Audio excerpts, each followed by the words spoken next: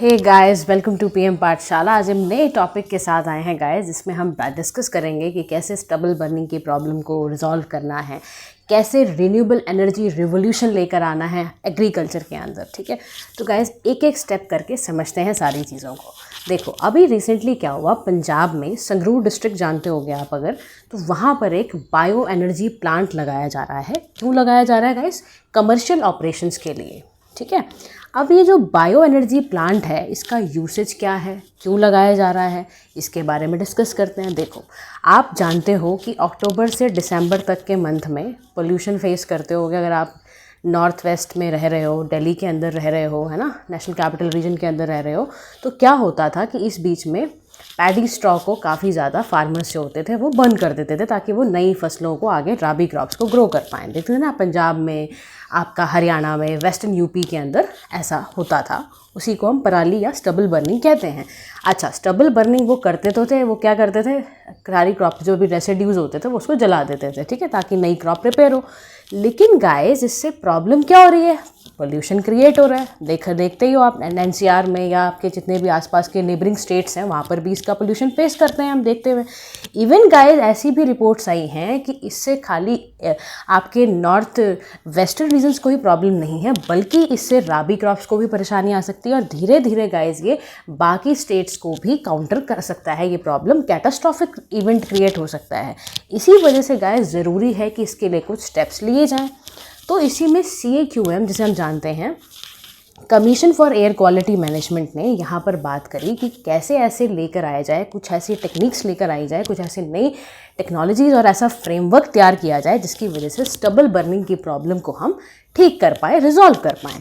तो गाइज, इसी फ्रेमवर्क में एक XA2 मैनेजमेंट आया, एक NC2 मैनेजमेंट आया। NC2 मैनेजमेंट का मतलब क्या होता है गाइज, कि आपने ऑन द साइट ही उस प्रॉब्लम को आप रिजॉल्व कर रहे हो। तो ऐसे स्टबल बर्निंग के लिए जो सॉइल या क्रॉप रेसिड्यूज़ हो रहा है, उसको नई नई मशीन से जो सब्सिडाइज्ड रूप में मिल रही हैं, उसको जो ministry of agriculture and welfare ने कुछ प्रोग्राम्स उसमें चलाए हुए हैं, उस प्रोग्राम के थ्रू उसमें आप NC2 मैनेजमेंट कर सकते हो। एक्साइट का मतलब है कि ऑफ साइट जाके आप प्रोटेक्शन दे रहे हो उस प्रॉब्लम को, उस दिक्कत को। ठीक है, तो XA2 में क्या हो सकता है? XA2 क्रॉप रेसिड्यू मैनेजमेंट में गाइस आपको क्या करना है, XA2 के लिए CRM यानी कि बायो इथेनॉल जो प्लांट्स आप लगा सकते हो। इथेनॉल ब्लेंडिंग तो बहुत सुन ही रहे होगे, बहुत इंपॉर्टेंस है उसकी। ठीक है, ये सब जो आपके पैडी स्ट्रॉ है, इसको बायो एनर्जी में आप यूज़ कर सकते हो, पैलेट्स फॉर्म में इसको इस्तेमाल कर सकते हो, थर्मल पावर प्लांट्स में इसको गाइस जो पैलेट है ना, वो कोल की जगह सब्स्टिट्यूट फॉर्म में यूज़ हो सकता है। तो XA2 इसके बहुत सारे यूज़ हैं गाइस, जो हम स्टबल बर्निंग के प्रॉब्लम्स को, आप बेसिकली आप देखो, यहाँ हम कोशिश कर रहे हैं वेस्ट इनटू वेल्थ बनाने में। ठीक है गाइस, ताकि ये गेम चेंजर बने और फिर ये आपके नए नए चीज़ों को, यानी कि इकोनॉमिक अपॉर्चुनिटीज़ भी क्रिएट करें। तो इस टॉपिक के ज़रिए guys I am going to tell you कि कैसे आपका एनवायरनमेंट भी प्रोटेक्ट हो रहा है, साथ ही साथ इकोनॉमिक डेवलपमेंट भी हो रहा है। तो एक गेम चेंजर बातें हैं। जैसे देखो क्या हुआ, नीति आयोग ना 2019 में FAO के पास गया। FAO में जब गया, FAO में जब गया, तो वहाँ पर बात हुई कि भाई स्टबल बर्निंग के इशू बहुत ज़्यादा इंपॉर्टेंट था गाइस, डील करना इसको। आप जानते ही उसका क्राइसिस हम देखते ही हैं।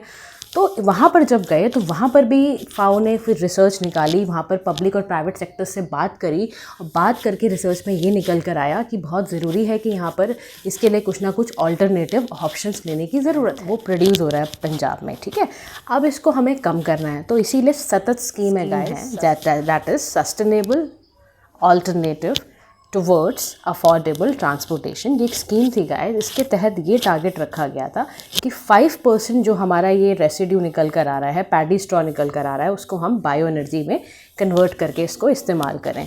ठीक है, अब देखो आगे इसकी बात करते हैं, आगे इसके बारे में डिस्कशन करते हैं। इससे क्या होगा, इससे क्या हो रहा है, लोकल एंटरप्रेन्योरशिप शुरू हो रहा है, रूरल इकोनॉमिक अपॉर्चुनिटीज़ क्रिएट हो रही हैं। ठीक है, तो ये सारे इसके फ़ायदे हो रहे हैं स्कीम के, और रिड्यूस भी हो रहा है आपका जो ओपन बर्निंग करने लग गए थे ना, वो भी इससे रिड्यूस होगा इस स्कीम के तहत। ठीक है, जो गाइस ये प्लांट्स लगाए जाते हैं ना, तो आप देखोगे जितने भी प्लांट्स लगे हैं उसमें 1 लाख टन जो है वो आपका पैडी स्ट्रॉ निकल रहा है 16,000 हेक्टर की ज़मीन से। तो इसका यूज़ करो यार आप, ये वेस्ट निकल रहा है, इसको वेल्थ में कन्वर्ट करो।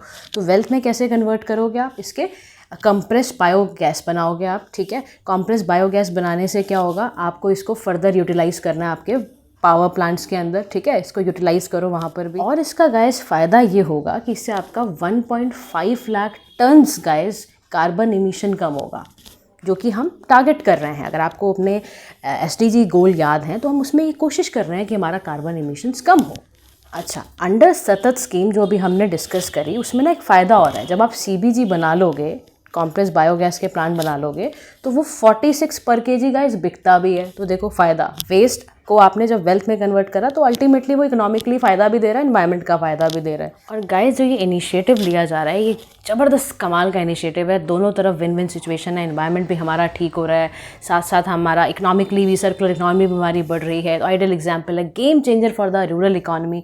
तो गाइस हमें ऐसे चीज़ों का ही प्रयास करते चले जाना है। Thank you so much.